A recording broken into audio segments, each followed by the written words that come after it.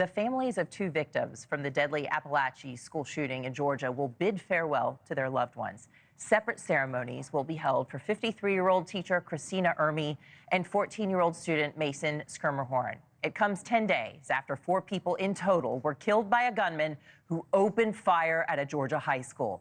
9 others were injured. Now we're hearing new 911 calls from that day. We do have an active situation at Appalachia High School right now. So we have a lot of calls coming in. We do have units on scene. I got 2 videos inside the school. One of them's him and some officers with the person laying on the floor next to the gun. NewsNation correspondent Caitlyn Becker is live for us now. Hey there, Caitlyn. When I hear this 911 audio, I think every parent across the country is doing this right now. You almost put yourself in that situation, and you think about if there was a shooting going on at a neighboring school right there, as that audio is saying, and it just brings chills down your spine. What can you tell us about the victims, though, today, and them being laid to rest? This certainly won't help the chills that are going down your spine right now, because one of those victims was just 14 years old. Mason Skirmerhorn is being remembered as this very just smiley, happy, just kid.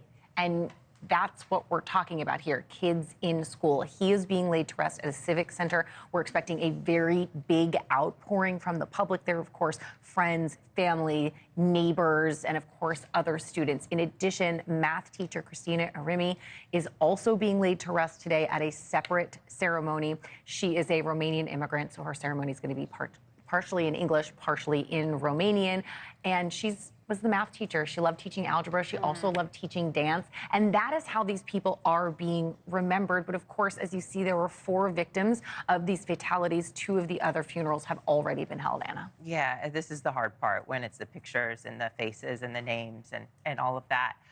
Let's talk about where the case is going for the shooter that was involved with this, and also his parents. We're seeing similar to what we saw with Ethan Crumley, right? Where the legal system is starting to hold the parents accountable. Absolutely. Colt Gray, he is the 14-year-old alleged shooter here. Prosecutors believe that he was armed with an AR-style weapon, automatic weapon, and that he packed it in his backpack and came to school. Now, he is facing multiple murder charges here for those 4 fatalities. His father, Colin Gray, also facing charges very similar, as you said, to Ethan Crumley. In this case, authorities say that he bought the gun as a gift for his son, so he's facing manslaughter charges. Now, in addition to the 4 fatalities, we're also talking about 9 victims who were injured, 1 teacher and 8 students. And the DA says that we can be expecting additional charges for Colt for those injuries coming down the pipeline, and we could possibly see more charges for Colin as well. We just don't want to get numb to this, and we want to make sure that we're thinking about school security, too, and what can be improved down the line.